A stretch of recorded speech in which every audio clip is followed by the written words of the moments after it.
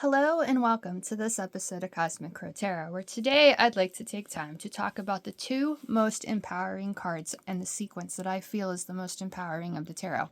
We have the Tower and the Star. Now, when we see the Tower, that is the card that most people are absolutely fearful of. And when I do my present future advice reading for everybody and that Tower comes up in the middle, that's when you have time to worry. I mean, like I've said before, the future is not written. It's always up to chance and change. So there is a chance that this isn't going to occur.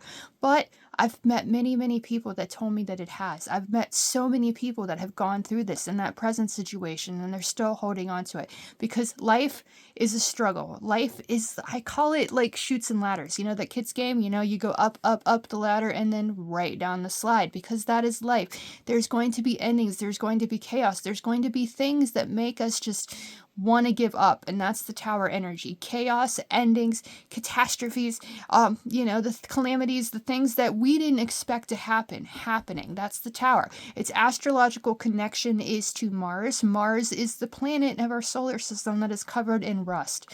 Now, something terrible way back in the day must have happened on Mars to leave it that way. Maybe our ancestors way back millions of years ago actually did that to that planet and they had to come here. So that's just a thought I have. There's no proof or anything like that, but it's the representation of the Tower. And you can think of it as the Tower of Babel from the Bible. Babel. That makes sense. Where all these people came together to build a tower up to heaven, and God said, "No, we're not going to do that," and struck lightning down and made everybody talk in a different language. So chaos, definitely. Endings, definitely. And that's what this card represents. But the reason that this is so empowering is the card that follows it, the Star. The Star is the hope. The Star is the promise, the potential that something better can come, that losing that tower, that thing coming to an end, can help us find our star power. Maybe the reason that the illustration from the Rider-Waite-Smith, and the Rider-Waite-Smith is the only one we're going to be working with today. I'm not going to show you other illustrations and stuff. It is the Radiant Wise Spirit Tarot right here. Just show you the box.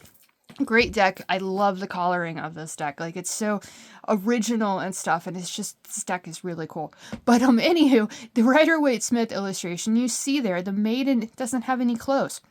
And when the tower comes crashing down, when those endings come and stuff, we might only have what we're wearing or what we're not wearing when we move forward. When that tower falls, we're left with nothing. But we still have the wisdom. Look at the way she's pouring away that water and pouring the water into there. That water over on the right in that hand could very much be those negative thoughts. Mars in astrology, it represents anger, destruction, being ready to go to war because something came to an end. But when you let all those negative emotions go, when you let all those things of the past just fall away, those endings, that chaos, the chaotic feelings that we have, we can take what we've learned and apply it to the next chapter, building a better tower than we might have ever had before. That is the reason I feel that the Tower and the Star are the most empowering cards of the entire tarot. Definitely the cards of the major arcana sequence, but more than that, these are what has been lost can help us find something better, to give us our power, to give us our strength, to give us that star power we need to keep going.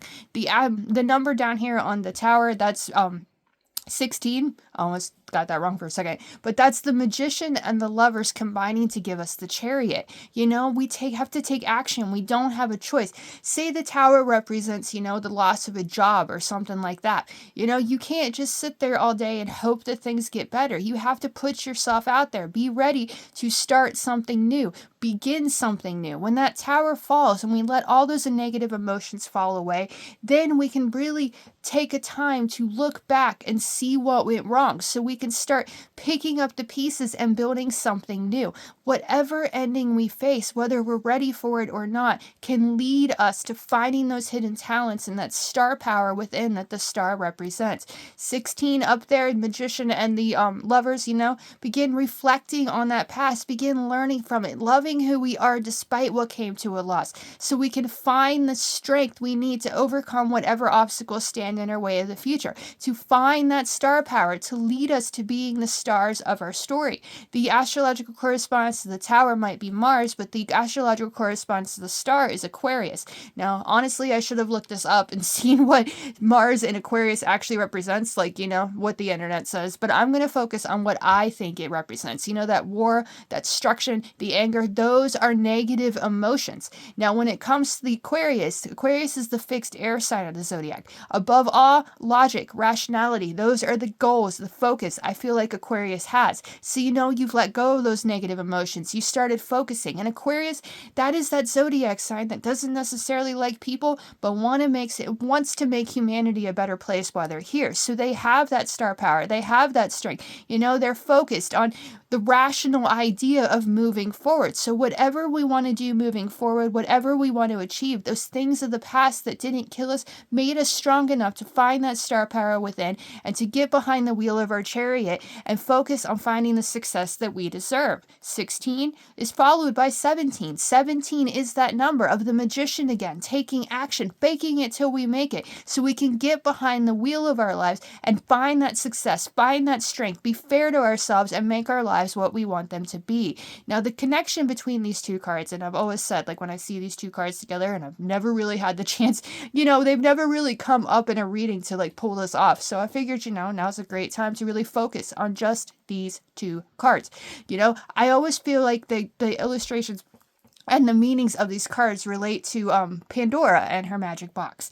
The gods back in the day thought that Pandora's, it would be nice to like create this girl, for lack of a better word, this maiden, and give her the gift of curiosity, and then handed her this box and said, don't open it. Come on, girl's got curiosity. Of course she's going to open the box. And when she opened the box, there's that tower. All hell broke loose. All the negativity, all the demons, all the anger, destruction, war, all of that came crashing out of it.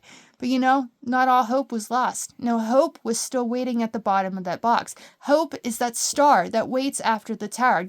No matter what life throws at us, no matter what endings we face, the star awaits us. That star power, those hidden talents, and sometimes the tower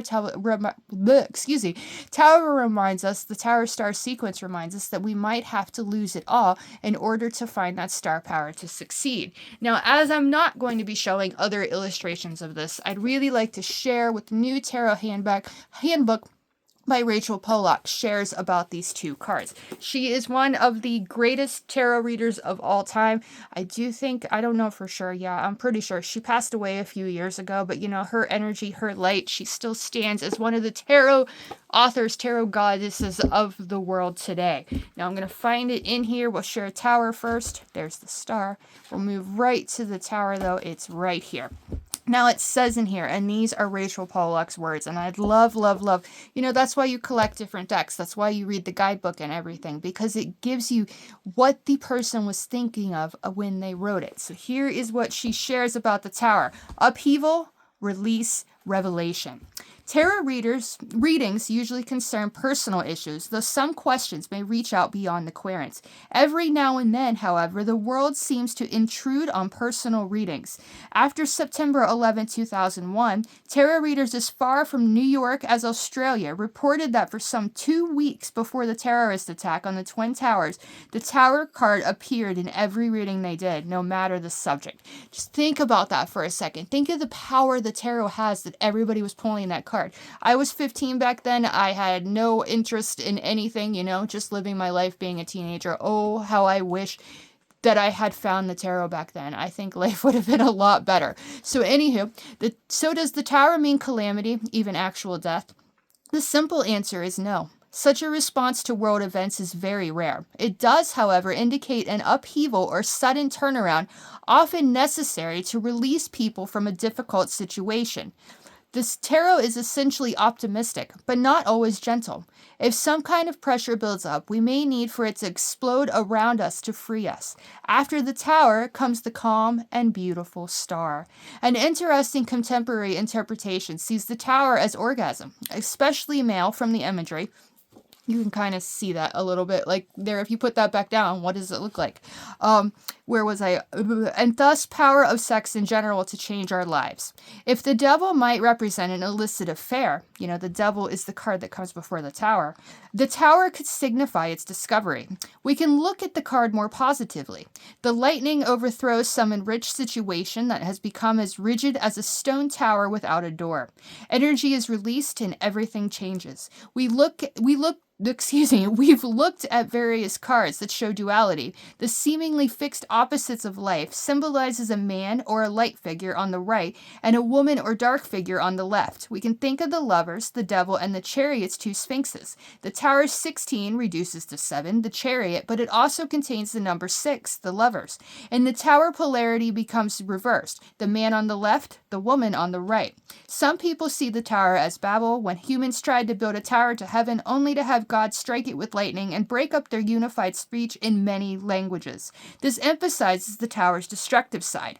But we also might think of Pentecost, in which the Holy Spirit enters people like lightning and they speak in tongues. That time of year when I was like 15, I went to a church like that, and I will tell you, it absolutely petrified me. And then, I kind of snuck out because I didn't want people to see I was weirded out, and a woman actually followed me outside, smacked my head against the side of the wall, and said, "The devil has you, child, but we're going to save you." Safe to say, I never ever went back to that church. Okay, shamans all over the world do the same thing when they go into a trance state. This is the tower as divine speech or revelation. The drops of fire on either side of the tower, and you got the drops of fire there. Had I not read this book, this guidebook right here that comes separately, obviously, it's not from this deck. There's a little white book in the box, but yeah. But those are little fire things. Very cool. On either side of the tower takes the form of the Hebrew letter Yod, the first letter of the mystical name on the wheel of fortune and on temperance. Yod represents the element fire for inspiration and new beginnings. We see 10 on the right and 12 on the left, 10 for our 10 fingers and thus the practical world below, and 12 for the zodiac and so the spiritual world above. Together they form 22, the number of the cards in the major arcana.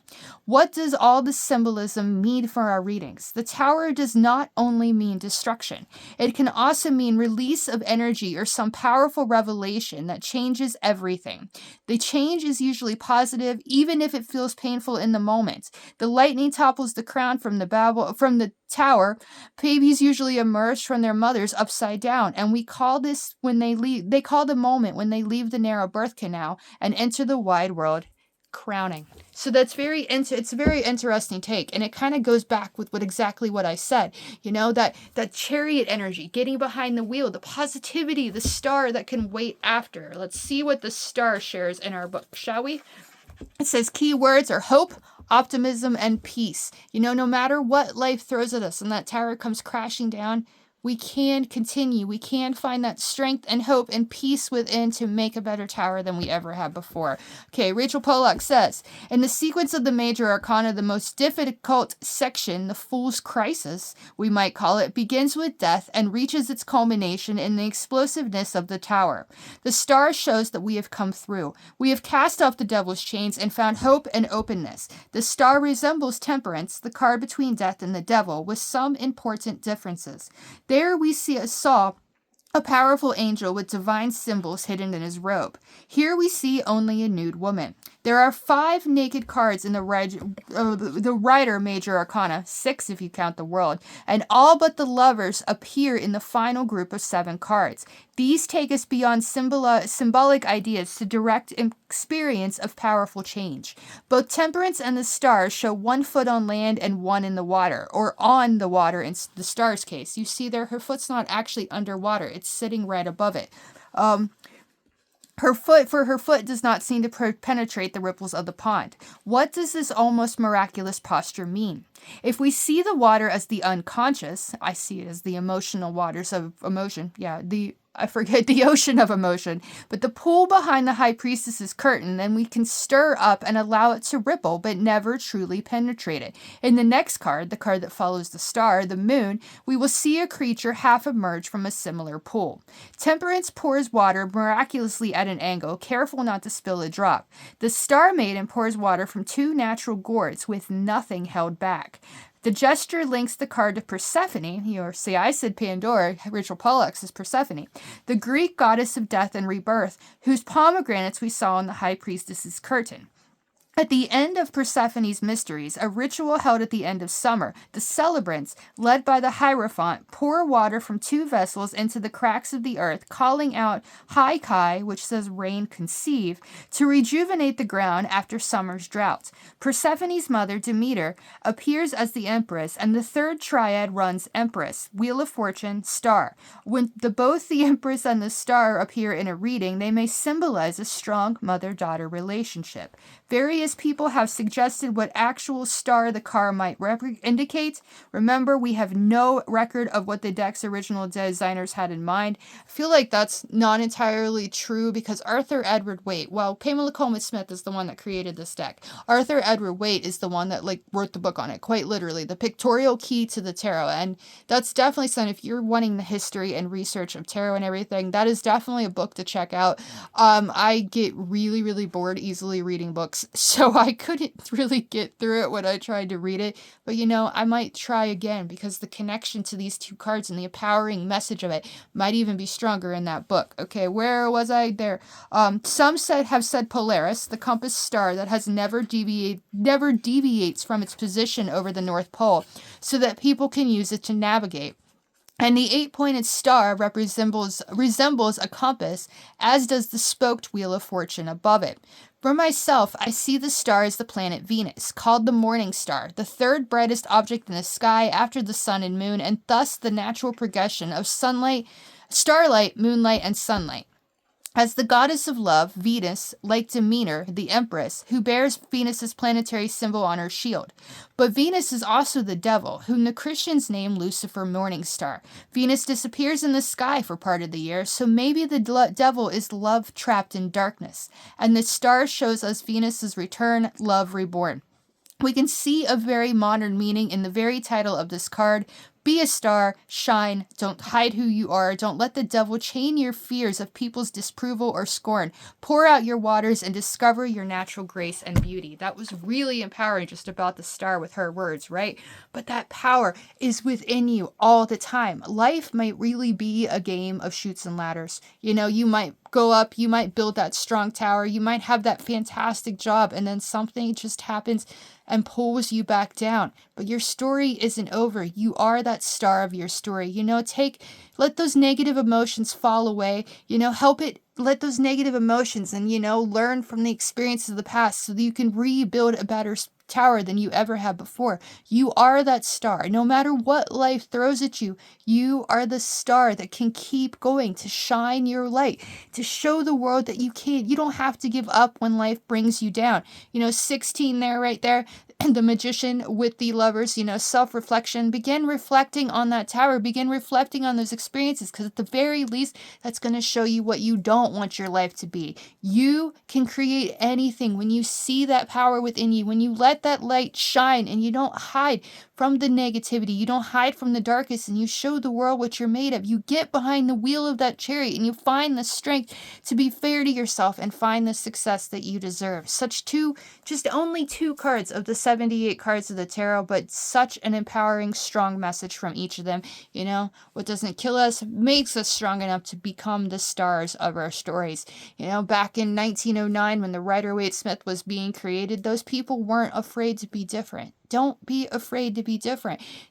Shake up the world by being true to who you are. Let those towers that no longer serve us fall so that we can become the stars that we were born to be. As always, I really want to thank you for watching. If you ran a reading with this deck, any deck in my collection, you want that empowering message, feel free to comment on this message or on this video, message me on the socials, or book one directly on my website. All of that will be in the link below. Again, thank you so much for watching. I hope you enjoyed, and I'll see you again in the next one.